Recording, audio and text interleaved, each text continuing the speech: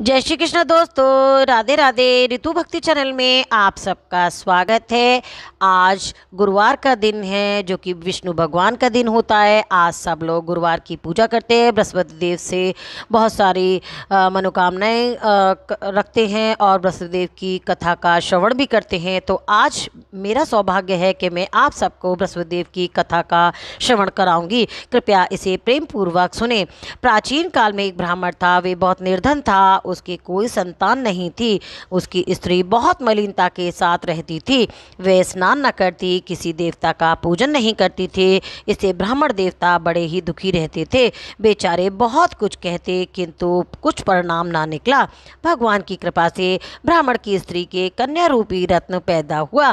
कन्या बड़ी होने पर प्रातः स्नान करके विष्णु भगवान का जाप व बृहस्पतिवार का व्रत करने लगी। अपने पूजन पाठ को समाप्त करके स्कूल जाती और अपनी मुट्ठी में जौ भर के ले जाती और पाठशाला के मार्ग में डालती जाती। जब वे स्वर्ण के हो जाते तो उन्हें लौटते समय बीन कर घर लेकर आ जाती थी। एक दिन वे बालिका सूप में उस सोने के जौ को फटक कर साफ कर रही थी कि उसके पिता ने देख लिया और कहा, बेटी, सोने के जौ के लिए तो सोने का सूप ही होना चाहिए। दूसरे दिन बृहस्पतिवार का दिन था। इस कन्या ने व्रत रखा और बृहस्पति देव से प्रार्थना करके कहा, मैंने आपकी पूजा सच्चे मन से की हो तो मेरे लिए सोने का सूप दे देना। बृहस्पति देव ने उसकी प्रार्थना स्वीकार कर ली और रोजाना की तरह वे कन्या जौ फैलाती हुई जाने लगी। जब लौटकर जौ बीन रही थी तो बृहस्पति देव की कृपा से सोने का सूप मिला। उसे वे घर लेकर आ गई और उसमें जौ साफ करने लगी, परंतु उसकी माँ का वही ढंग रहा। एक दिन की बात है, वे कन्या सोने के सूप में जौ साफ कर रही थी। उस समय उस शहर का राजपुत्र वहां होकर निकला। इस कन्या के रूप और कार्य को देखकर मोहित हो गया तथा अपने घर आकर भोजन तथा जल त्याग कर उदास होकर लेट गया। राजा को जब इस बात का पता लगा तो अपने प्रधानमंत्री के साथ उनके पास गए और बोले, बेटा, तुम्हें किसी प्रकार का कष्ट है, किसी ने अपमान किया है अथवा और कोई कारण हो सो कहो, मैं वही कार्य करूँगा जिसमें तुम्हें प्रसन्नता हो।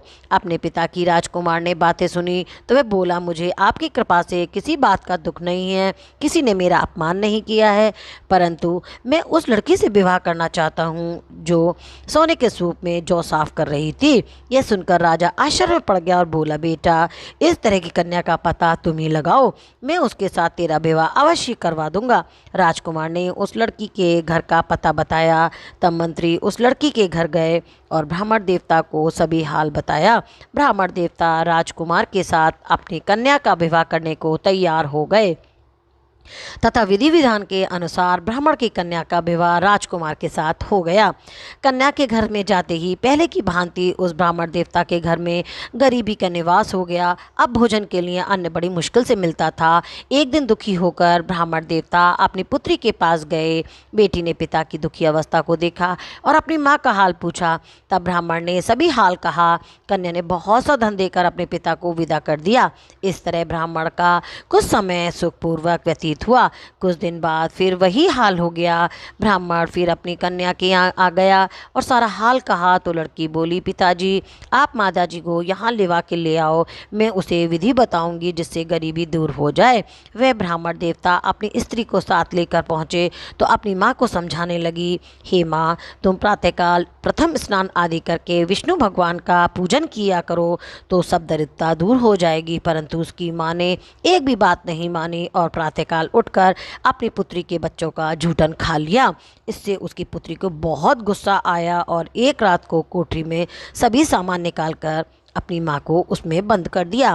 प्रातःकाल उसे निकाला तथा स्नान आदि करा के पाठ कराया तो उसकी माँ की बुद्धि ठीक हो गई और फिर प्रत्येक बृहस्पतिवार को व्रत करने लगी।